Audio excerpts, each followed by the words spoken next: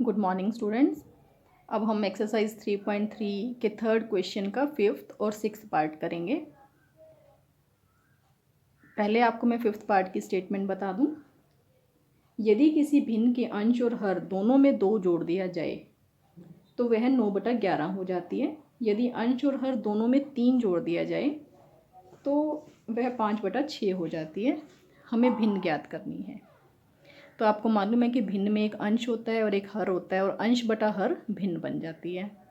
तो उसी को ध्यान में रखते हुए हमने भिन्न का अंश x ले लिया और भिन्न का हर y ले लिया।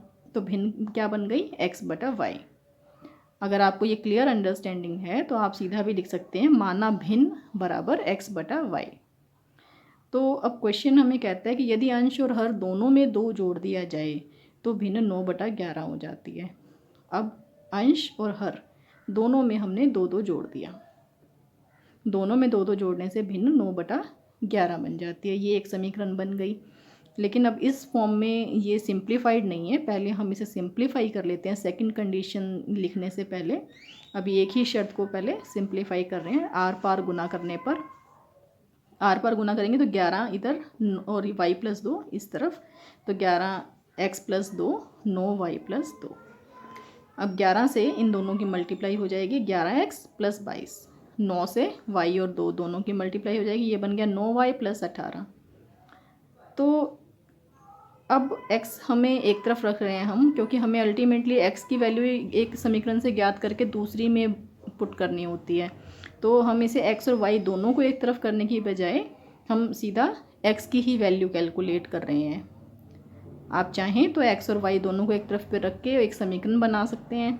उसके बाद फिर आप अगर इस विधि से करेंगे तो आपको फिर भी यही करना पड़ेगा कि x की वैल्यू आप अलग से कैलकुलेट करें। तो आपकी मर्ज़ी है, आप x और y दोनों को अगर लेफ़्ट हैंड साइड में लाना चाहें या अकेला x रखना चाह रहे हैं, क्योंकि इसमें ये थोड़ा सा शॉर्ट हो जाता है। अब हम सिर्फ x को ही इधर रख रहे हैं, y को दूसरी तरफ बराबर से रखेंगे, लेफ़्ट हैंड साइड में सिर्फ x। तो उसके लिए ये x वाली एक ही टर्म थी 11x, ये हमने इधर रखा, 22 को दूसरी तरफ ले गए तो ये बन गया 18 - 22 -4 आ जाएगा। ये 11x ऐसे का ऐसे 9y भी 18 - 22 -4, सिर्फ एक ही चेंज यहाँ पे हुआ। अब x की वैल्यू के लिए 11 जो है ये बटा में चला जाएगा, तो ये बन गया 9y - 4/11। अब x की वैल्यू आ चुकी है। हमें मालूम है कि हम एक समीकरण से x की वैल्यू ज्ञात करते हैं और दूसरी समीकरण में पुट करते हैं, लेकिन अभी हमने दूसरी समीकरण अभी तक बनाई नहीं है। अभी हमने इसे जस्ट सिंप्लीफाई किया है पहली कंडीशन को ही। अब दूसरी कंडीशन क्या है वो देखते हैं।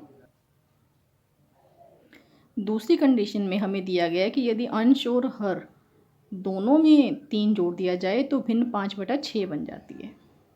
अब ये देखिए, हमने अंश और हर दोनों में ही 3 जोड़ दिया तो भिन्न बन गई 5/6। ये फिर से सिंप्लीफाइड फॉर्म नहीं है, इसके लिए हमने आर पार गुना की, तो 6 इधर y+3 उधर, तो 6x+3 बन गया और 5y+3।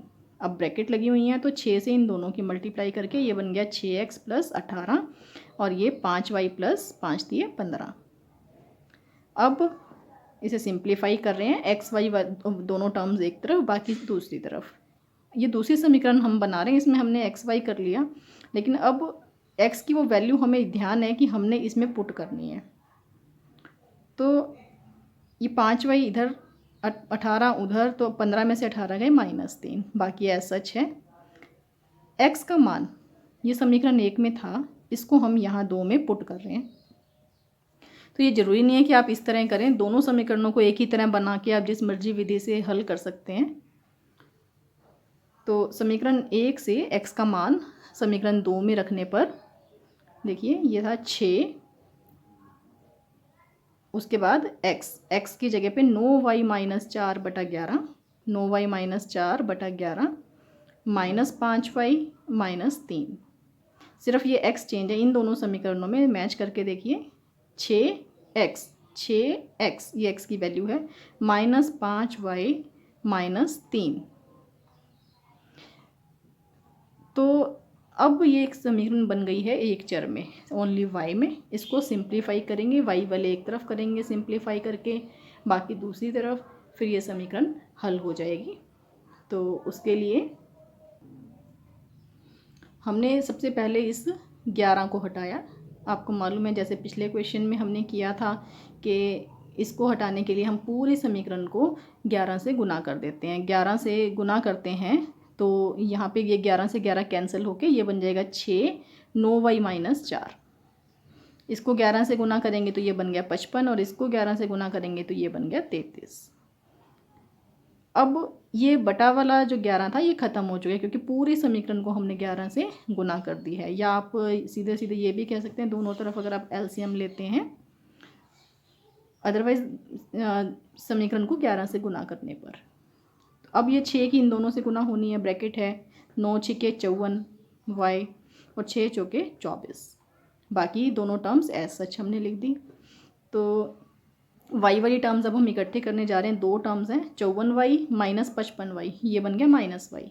24 को दूसरी तरफ ले गए, माइनस का 24 था उधर जाके +24, तो -33 + 24 -9, तो -y बराबर -9 यानी y बराबर 9। अब y का ये मान हम समीकरण 1 में रख रहे हैं जिसमें हमारे पास डायरेक्ट था। ये देखिए ये वाली समीकरण थी समीकरण 1, इसमें y का मान अब हम भर रहे हैं। y का मान 9 आया है, वो 9 यहाँ पे भर रहे हैं। 9 फिर ब्रैकेट में 9 - 4/11। देखिए 9 ब्रैकेट में 9 - 4/11, तो 9 ने में 81 - 4/11 यानी 77/11 बराबर 7। 11 7 77, कटने के बाद 7 आ गया। तो x का मान आ गया 7 और y का मान आया था 9 और भिन्न क्या थी x/y, तो x/y यानी 7/9, तो अतः भिन्न बराबर 7/9। अब इस एक्सरसाइज का और इस क्वेश्चन का लास्ट पार्ट, क्वेश्चन नंबर 3 का 6th पार्ट, उसकी स्टेटमेंट में पहले आपको बता दूं। 5 वर्ष बाद जैकब की आयु उसके पुत्र की आयु से 3 गुना हो जाएगी। 5 वर्ष पूर्व जैकब की आयु उसके पुत्र की आयु की 7 गुना थी। उनकी वर्तमान आयु क्या है? तो जो भी आयु वाले क्वेश्चन होते हैं उसमें हमेशा हम वर्तमान आयु मानते हैं कि उससे पहले क्या थी उसके बाद क्या थी, दोनों ही आयु वर्तमान आयु से ज्ञात की जा सकती हैं। तो इस क्वेश्चन में हमें 5 साल पहले के बारे में एक समीकरण बताई हुई है और एक समीकरण 5 साल बाद के बारे में बताई हुई है, एक कंडीशन। तो हम दोनों की पहले वर्तमान आयु मान लेते हैं। माना जैकब की वर्तमान आयु x वर्ष है और उसके पुत्र की वर्तमान आयु y वर्ष है। तो क्वेश्चन के हिसाब से क्वेश्चन हमें कहता है कि 5 साल बाद जैकब की आयु उसके पुत्र की आयु की 3 गुना हो जाएगी। 5 साल बाद जैकब की आयु क्या होगी? आज वो x साल का है तो x + 5, मान लीजिए कोई आज 10 साल का है तो 5 साल बाद वो 10 + 5 15 साल का हो जाएगा। तो 5 जोड़ने पड़ेंगे 5 साल बाद की आयु के लिए। तो इसमें भी हमने यही किया कि 5 साल बाद जैकब की आयु क्या होगी? x + 5 और उसके पुत्र की आयु क्या होगी? y + 5। तो 5 साल बाद जैकब की आयु उसके पुत्र की आयु की 3 गुना होगी, यानी उसके पुत्र की आयु को 3 से गुना करेंगे तब जाके जैकब की आयु बनेगी। तो 5 साल बाद उसके पुत्र की आयु को हमने 3 से गुना की तो वो बन गई 5 साल बाद जैकब की आयु। अब 3 से इन दोनों की मल्टीप्लाई, 3y + 3 × 5 = 15। अब हमने x का मान यहाँ से ज्ञात कर लिया, 5 को दूसरी तरफ ले गए तो ये बन गया 3y + 15 - 5। 5 दूसरी तरफ लेके गए हैं तो 15 में से 5 गए 10, बाकी सब ऐसा सच है।